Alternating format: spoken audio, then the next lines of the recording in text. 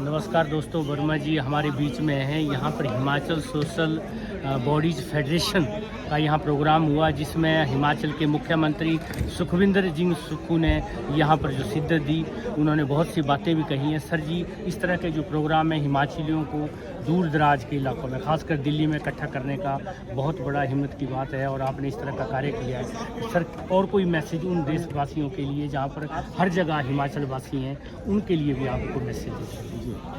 मुझे बहुत खुशी होती है बताते हुए कि दिल्ली में हम हिमाचलियों की कम से कम भी 20-22 सभाएं हैं, और उन सारी सभाओं का एक हमारा फेडरेशन है जो हिमाचल सोशल बॉडी फेडरेशन के नाम से जाना जाता है।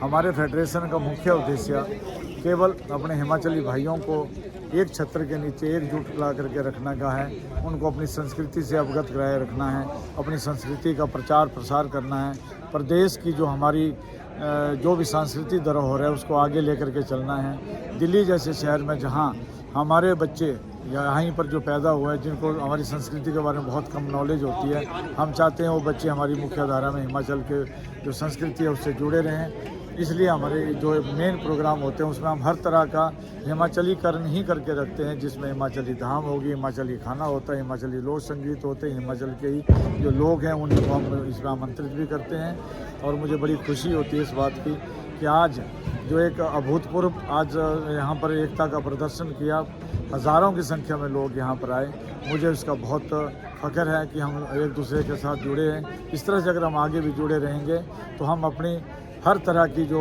एक समस्या हैं उनका भी हल निकाला जा सकता है। हम राजनीतिक तौर पर भले ही बंटे हो, लेकिन हम हमारी संस्था सामाजिक है।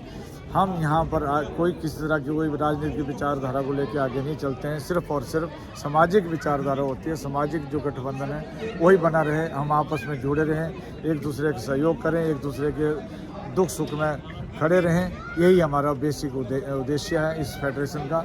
धन्यवाद। आज बहुत सी बातें हमारे सीएम ने कही है हिमाचल के लिए, तो क्या लगता है जिस तरह से उन्हें बातें कही हैं, क्या हमारा हिमाचल जो है, जब हम आज़ादी का 100वां अमृत महोत्सव काल मनाएंगे, 25 साल का अंतर है, अभी तो हम 75वां काल मना रहे हैं, तो कैसा लगता है आपको कि कैसा भारत हमारा होगा, और ख़ासकर हिमाचल कैसा है? इस समय मैं एक बात स्पष्ट कर दूं, हिमाचल ईमानदारी में नंबर 1, कर्मठता में नंबर 1। आज एजुकेशन में भले ही लोग सेकंड कहते हैं, लेकिन मैं इसको फर्स्ट कहता हूँ। हमारा हिमाचल कितने ही ऐसी जगह हैं जहाँ फर्स्ट पोजीशन गेन करके बैठे हुए हैं। हमारा जो रहन सहन है, आज भी हमें इस बात की खुशी है कि जो छोटे से छोटा घर भी, एक कमरे का मकान भी होगा, उसमें शौचालय होता है। हमारे यहाँ पर जितने स्वतंत्रता जो है, जितनी आज़ादी महिलाओं को है, शायद किसी स्टेट में होंगी। हमारे यहाँ पर महिला पुरुष पूरी तरह से कंधे से कंधा मिला के साथ चलते हैं। और जो हमारे माननीय मुख्यमंत्री जी ने कहा है कि आने वाला समय हिमाचलियों का है, बिल्कुल हिमाचलियों का समय है। हमारे यहाँ आज किसी भी घर में आप चले जाओ, आपको 12वीं से नीचे तो कोई शख्स मिलेगा ही नहीं।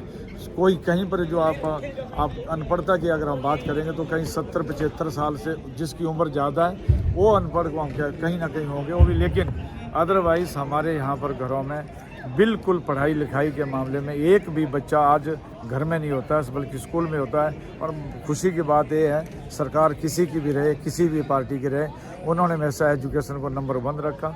मैंने ऐसे भी स्कूल देखे हैं अपने गांव के आसपास में जहां 6 बच्चे और 3 मास्टर, यानी कि 3 स्टाफ होते हैं। आप इससे अंदाज़ा लगा सकते हैं कि कितना महत्व देती है हमारी सरकार, जहां 6 बच्चे और 3 स्टाफ पढ़ाने वाले और उनको देख रेख करने वाले रखे होते हैं। इससे पता लगता है कि हमारी सरकारें कितनी संजीदा है इस चीज़ को लेकर के, और इसमें कोई शक नहीं है आने वाला समय बहुत अच्छा है हमारे लोगों के लिए। हमारा टूरिज़्म, हमारा इंफ्रास्ट्रक्चर, हमारे जो रोड फैसिलिटीज़, अभी जो हमारे हवाई अड्डे हैं, जो रेलवे ट्रैक्स का जो काम चल रहे हैं, आने वाला भविष्य बहुत ही सुंदर और उज्जवल है। हमारे बच्चों को जो सुविधाएं मिलने वाली है, हमने तो अपने सपनों में भी नहीं सोचा था।